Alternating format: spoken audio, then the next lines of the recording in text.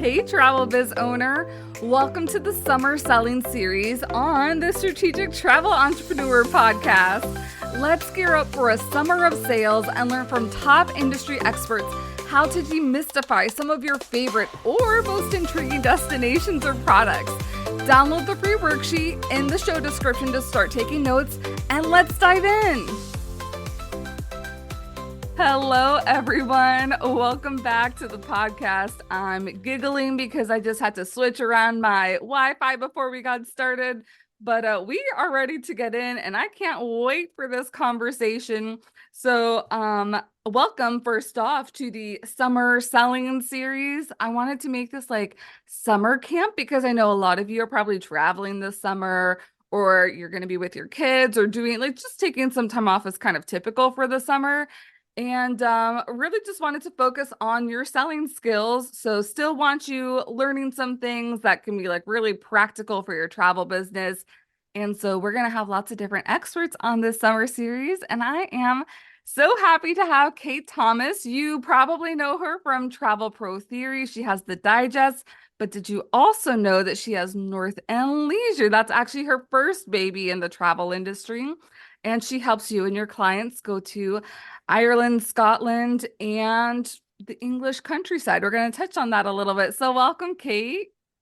Hi, thanks so much for having me. I'm super excited to be here. Yes, I cannot wait to dig in on all the things. So, first of all, for people who don't know a little bit of your background, like what really drew you to when you're kind of like picking your lane in what destinations you're going to feature and like specialize in?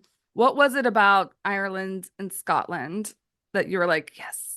Yeah, I part of it was luck. Back when I was getting into travel, so I worked for a company that specialized in Ireland and UK, Okay. and so that was sort of my introduction to it. But the first trip I took to Ireland, I am like that is my special spot. So as soon as I was there, I was like, oh, I'm home. This Oh, feels like home to me. So that immediately like locked it in, and uh-huh. we stuck there and never looked back. I love that. I love the places that you can go to that aren't home, but that feel like that. It's a feel. I don't even know how to like accurately describe that feeling.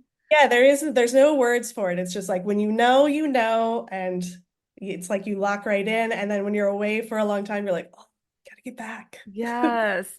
I actually have never been to Ireland or the UK. I was supposed to go May 2020, and we all Yeah. know what happens. But I was really excited because I am a nerd for Game of Thrones. And so I was like, oh, we're going to hit up because it was also we were taking a cruise out of Dublin and it was also going to hit up Iceland. So I was like, I'm going to hit up all the major spots here. Yeah, you would have gotten it all. That would have been perfect. Yes. So for people who are kind of like similar boat or who have never sold Ireland and the UK before, what are the, I guess, top things that they need to know? Like, what kinds of travelers are heading, or what are the best kinds of travelers for Ireland and the UK? I would say so. The good news is it generalizes really well. You can have like a kind of a wide range of travelers there. Like it's really good for families and multi-gens.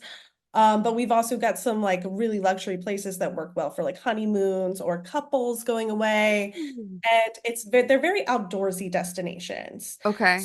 right, even for solo travelers or anyone who's like, whether they're just like lightly interested in like spending time outside or if they want to go like hardcore hiking type thing, you could do all of that. So there's just so many activities, which makes it really easy. Like I said, especially for like if you're doing a family or multi-gen and you're trying to cater to multiple interests, Hmm.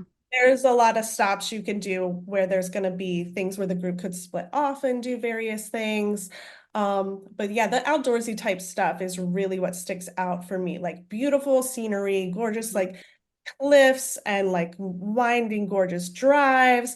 And then you do like golf, horseback riding, fishing, falconry, kayaking, like any outdoorsy thing you can think of, it can happen around Ireland and the UK like fairly easily. Okay. So when somebody is like planning, like they're working with somebody, this is where they want to go. Let's just focus on Ireland a little bit because I know driving around Ireland is like super popular. Yeah, And like for good reason too, because things are like so spread out. Like I'm thinking like Giant's Causeway, but then also Waterford and then Dublin.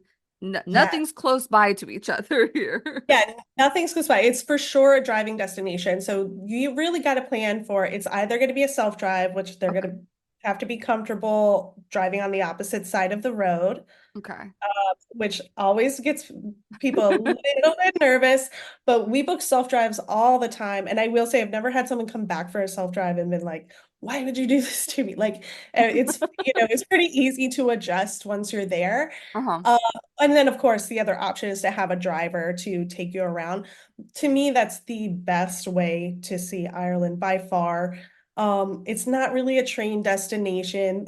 That's fine between cities if you're just doing, for example, if you were doing like a short stay or just adding on a few nights after a cruise, for example, Hmm. then you can do something like that where it's like a couple nights Dublin, you don't need a car in the city. Take the 2 hour train up to Belfast, a couple nights there, you don't need a car in Belfast. That kind of thing is fine. But as far as like actually seeing the country as a whole, you really got to get out and about. You can do city stays where you would do like group tours departing, Hmm. but you're limited in that way, right? Like you don't have as many options and you're not on Right. your schedule.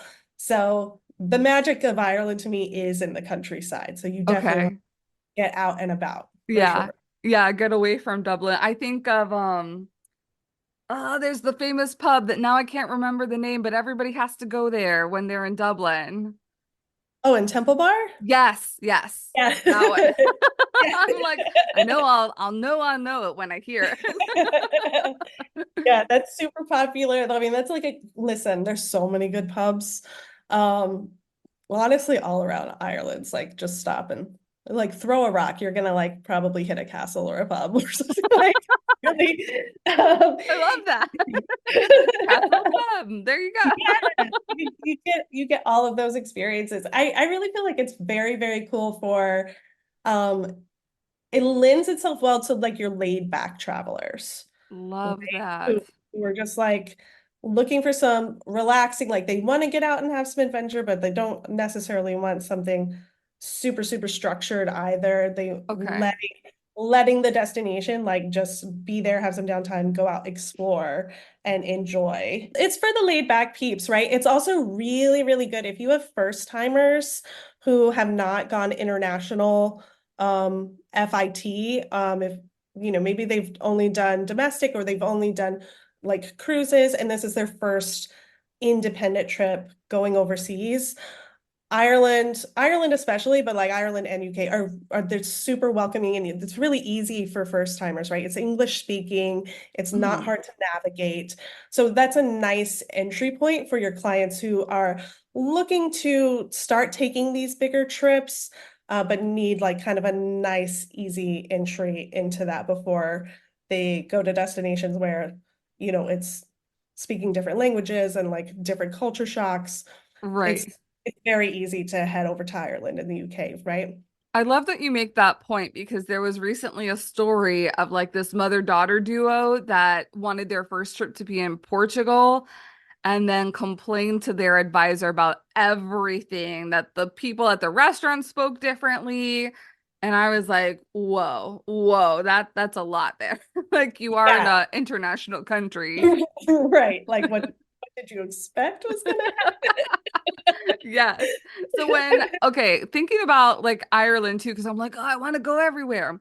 But happen? Ireland, what are like the major highlights that a lot of people are wanting to hit on? And then also, what are lesser known things that people should know about for going to Ireland?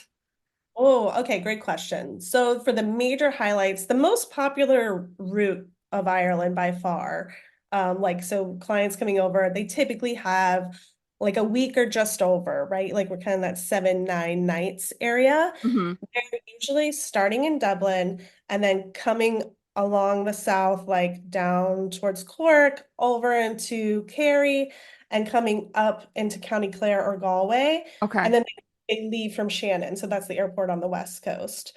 So they sort of get to explore that loop. But Okay. that's going to hit some of your major highlights that get asked for.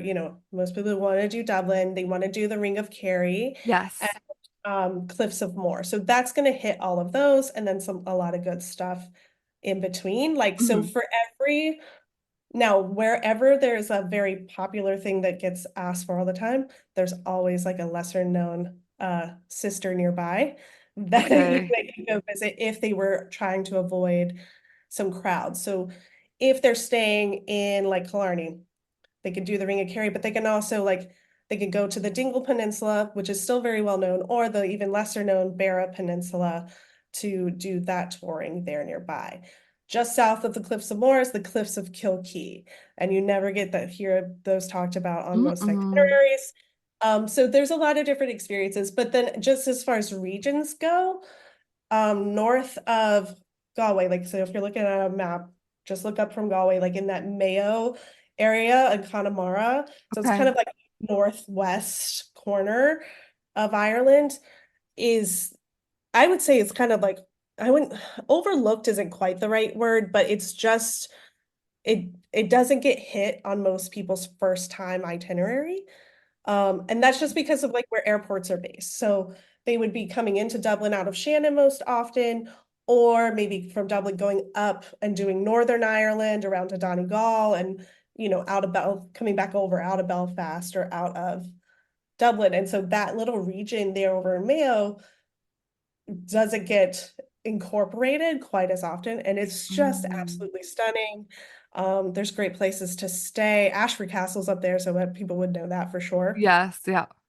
There's a lot of stuff to do and see up there. Achill Island is really nice. You drive onto it. It's absolutely gorgeous. So there's a lot of um hidden gems up in that area for Hmm. sure.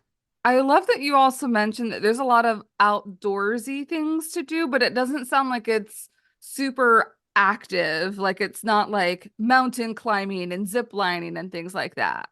Yeah, yeah, it's definitely like it can be a little bit choose your own adventure. Like if there's someone who is hardcore, you can do like a hard hike, in certain areas for sure.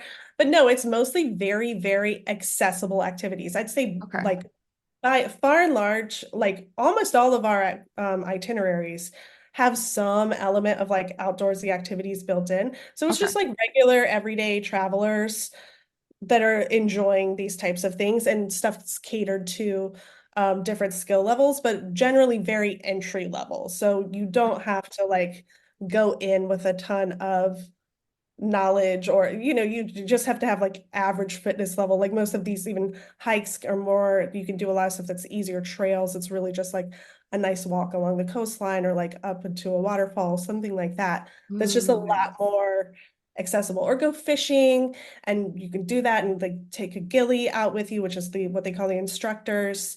And they teach you how to do it while you're Hmm. there. So super, yeah, it's very, like I say, it's great. This is why it's great for first timers too, right? Because you can Hmm. get a taste of all these little things Right. without a ton of prep, and Hmm. just like show up and enjoy it.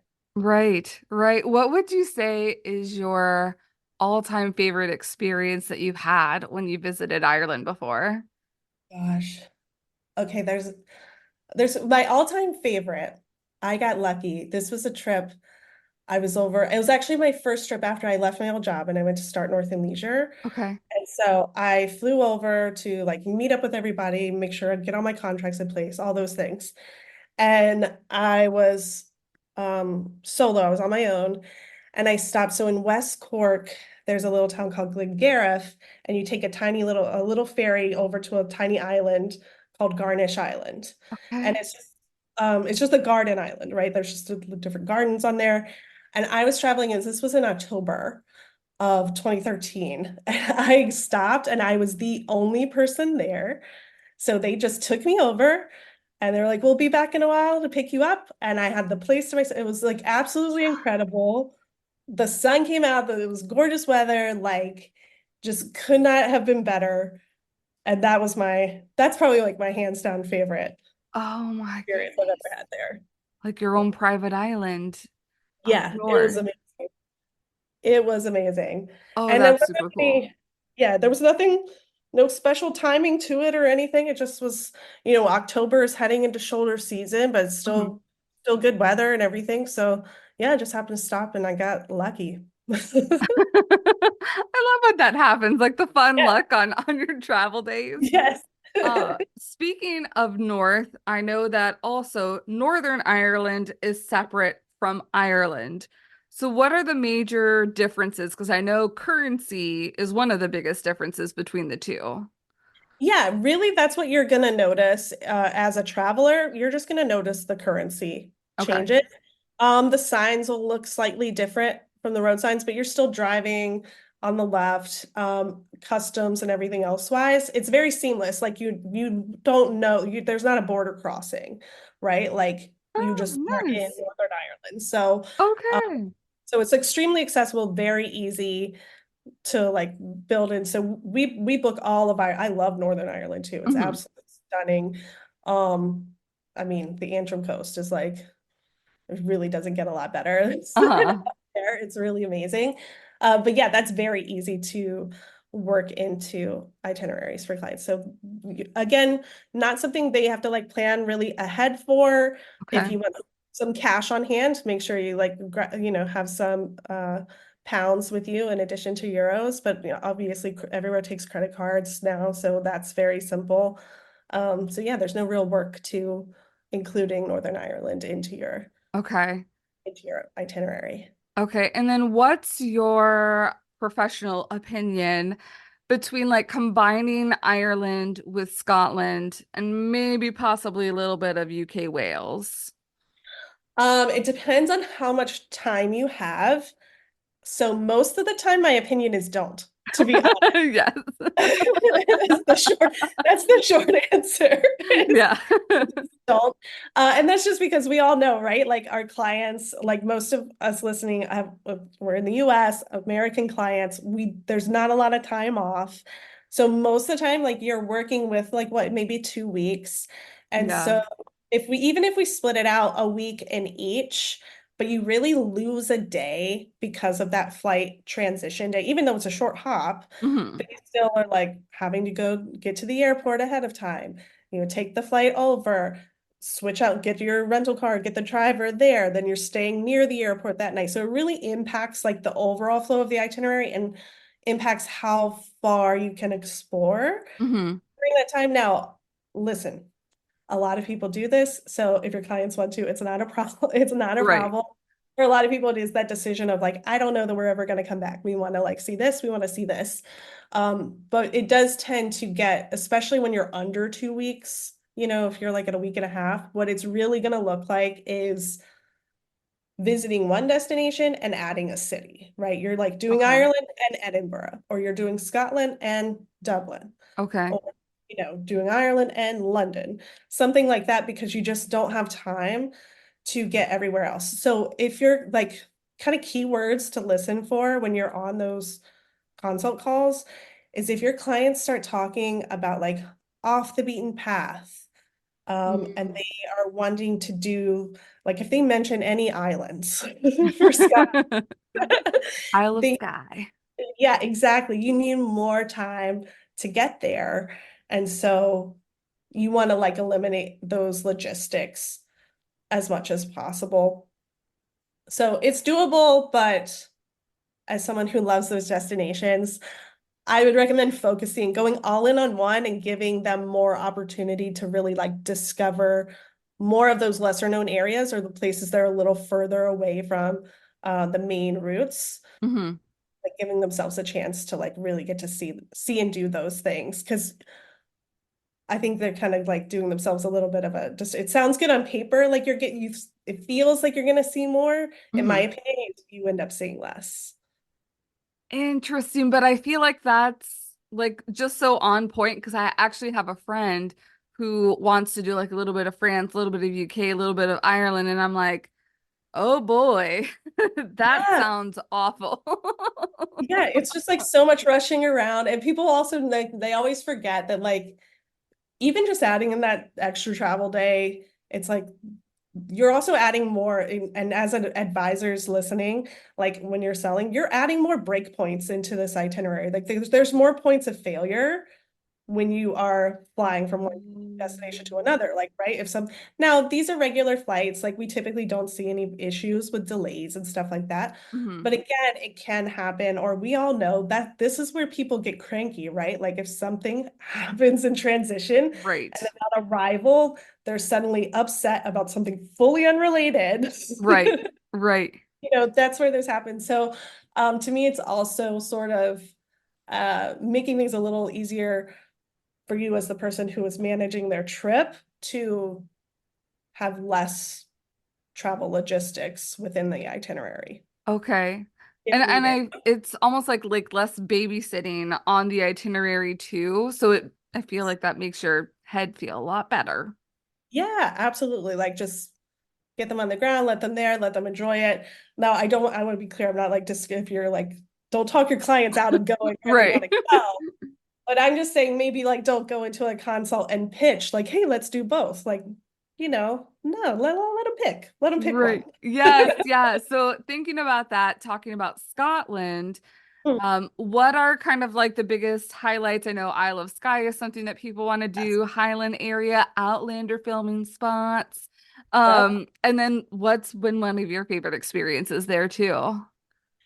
Oh gosh, I really love there's a lot to love in Scotland. I like Loch Lomond area, like just it's kind of just north of Glasgow on the Okay. west, but before like you get up to like Highlands or Isle of Skye.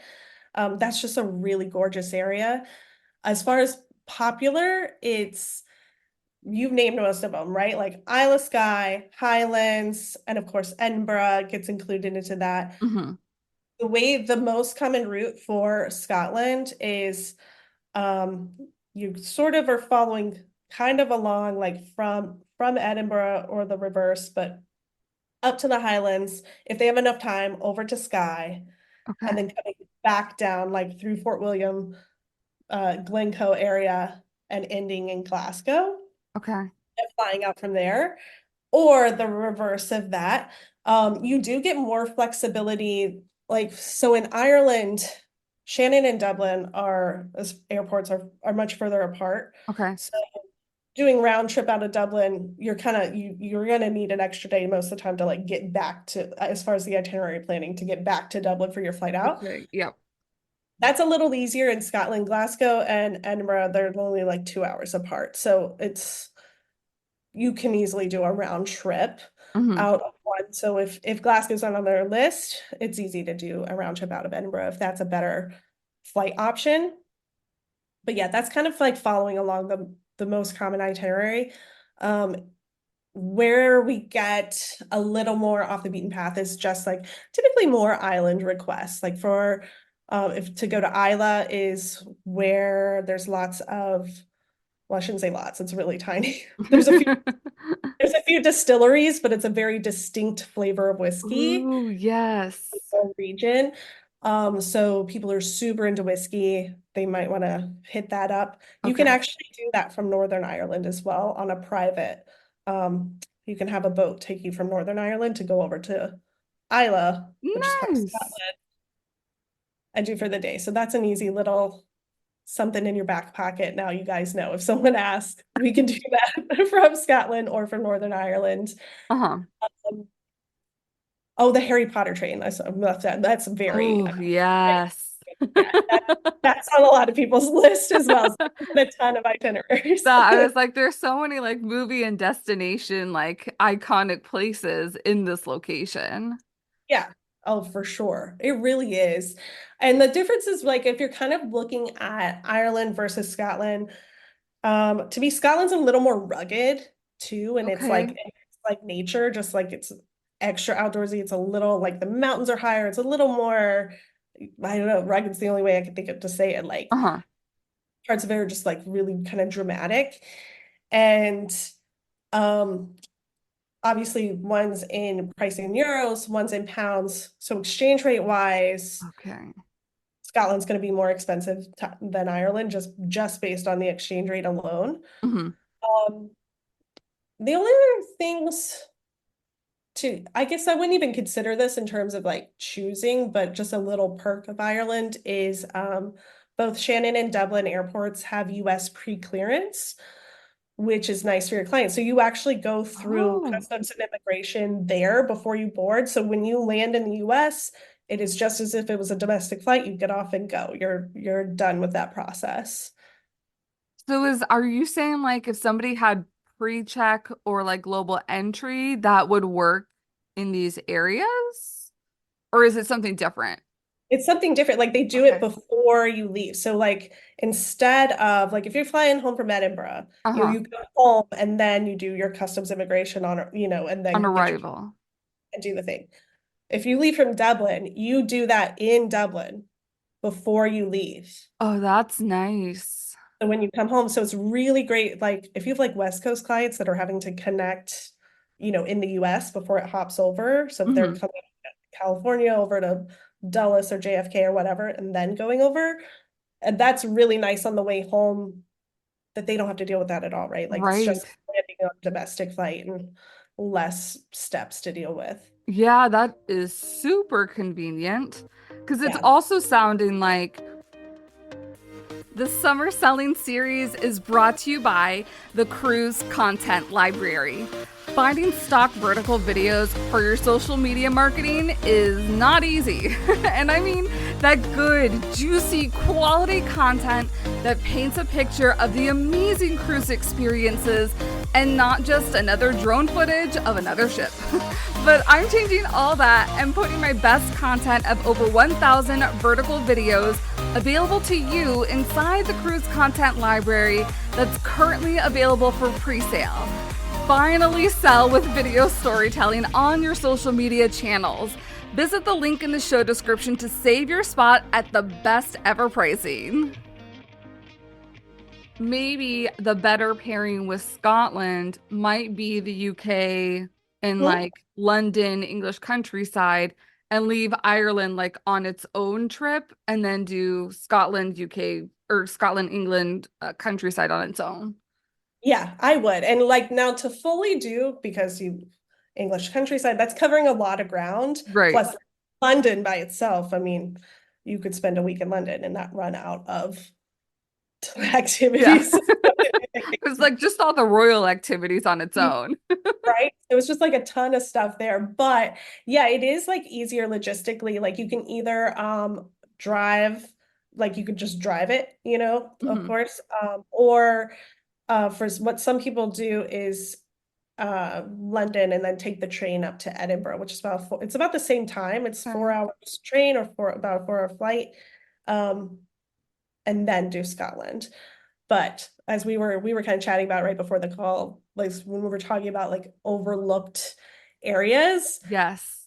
English countryside is sort of, it does get skipped because people are like, well, it feels like you're checking the box if you do London and then Right. like, okay, now we'll go to Scotland. Right. And so you're kind of missing some of that really gorgeous English countryside area. And that could be a really nice thing for your clients who are looking to go to places a little less crowded, a little less um, marketed, I guess is the better word, because that's Right. how we got all these places. But yeah, just they're looking for something a little like more chill, you know what I mean? And it's again gorgeous, outdoorsy, great stuff to do through there. Um, so you have a lot of options. So that's a great way for um honestly, I would kind of like do that on its own, to be honest, like coming out of London and do Okay. just do countryside and come back. And what are Come, some of the like main highlights of seeing the English countryside in comparison to like the obvious hustle and bustle of London and Windsor? so mostly it would be you could do Bath, you do the Mhm. Cotswolds, Oxford's really nice. And then as you're working your way up like towards Scotland, so if you're kind of working up to either leave from Edinburgh or continue on into Scotland, like going through Yorkshire, there's the Lake District is right there. And so that whole area especially is like not nearly as crowded Mhm. as some of the ones closer to like, 'cause like you said, like Windsor's right there is a day trip. Bath can be done as a very long day, but it's a day trip. Even Okay. Cotswolds is like very popular, but most people don't totally make it there, but it can be a day trip from London. But once you kind of are getting north of that, then that's where it's going to be a lot less crowded because that's not like we can't fit that into a day from the Hmm. city. Okay. I start to think of too like the heart of like why a lot of people visit these different countries too is the people. So when we're thinking about culturally, what are some expectations that people I guess should be aware of, or are there any traditions that you can like partake in while you're in the area? Oh, that's a great question. It's again, it's not a culture shock, Okay. into these areas at all. Very welcoming. I would say the Irish more so there, but I mean, they're almost an anomaly. Like the Irish are so friendly. Um, so super, super welcoming. But you'll get that in the UK too, but just skews like even friendlier in Ireland. As far as traditions go, I mean, really trying to think of what would be like any major traditions. I mean, I would definitely try and like participate if they're interested, participate in like an afternoon tea if they're, especially in England, to do that is a lot of fun. Otherwise, I mean, if you go there without doing a whiskey tasting, it just feels like you've missed an I opportunity. know. It's like there's certain things that you have to like check off the list. Yeah, exactly. I mean, there's so many. We could put together so many itineraries literally of just distilleries. Hmm. It's wild. Yeah, I'm trying to think of what else, like in terms of cultural significance. I mean, there's a lot more of the connections, of course, to the royal family Hmm. around England and into Scotland as well. So if people are interested in that, we can connect them to that. And also, there's a lot of for Americans, a lot of ancestral ties. So you could do Okay. like follow your genealogy as well Okay. at these destinations. That, yeah, I didn't even think about that being, I feel like Amsterdam might be, but yeah, I guess England is also one of the biggest spots where people left and Yeah, we do wanted it to try a new life. a lot for both, like for England and then for Scotland, like you can we have some guides that are specialists in like the different clans if you know your family's Yeah. history and same for Ireland as well, like tracing your roots to where if your family left from there, if you're from there. So there's a lot of opportunity there if your clients are looking for those like family ties. If they know a little bit of that history, they can dig deeper if that's something they're interested in. Okay. Okay. When you are trying to like solidify the deal, when you're working with like an advisor and a client, like what are some things that like really put it over the edge that a client's like ready to be like sold? Like, I want to book this trip now. Mm. I mean, it's different for every client. Uh-huh.